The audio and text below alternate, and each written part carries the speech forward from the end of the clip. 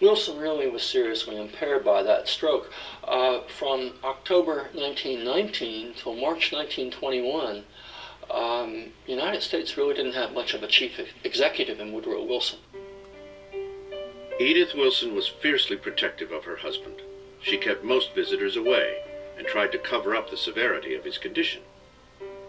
She also took it upon herself to relay important matters of state to the president and report back on what Wilson was thinking.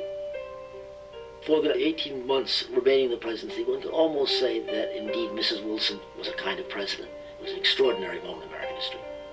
Wilson's illness clearly contributed to the political gridlock that spread over the Capitol at this terribly crucial moment with the League and the treaty at stake.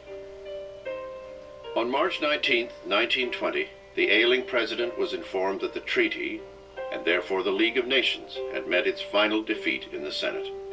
He replied, "They have shamed us in the eyes of the world." Wilson's failure to compromise had far-reaching implications. Without U.S. support, the League of Nations proved ineffective, setting the stage for another generation to fight another world war. I happen to think if Wilson had been healthy, he would have given enough ground so that the Senate would have had to go along with the Treaty of Versailles. The United States would have joined the League of Nations, and the course of world history over the next 20 years might have been materially different. Despite his failure to get the treaty ratified, Woodrow Wilson had succeeded in laying the cornerstone for a new relationship between America and the world. That idea of what the proper role of the United States vis-a-vis the world ought to be, Wilson really is the first president to grapple with that whole set of problems and ideas.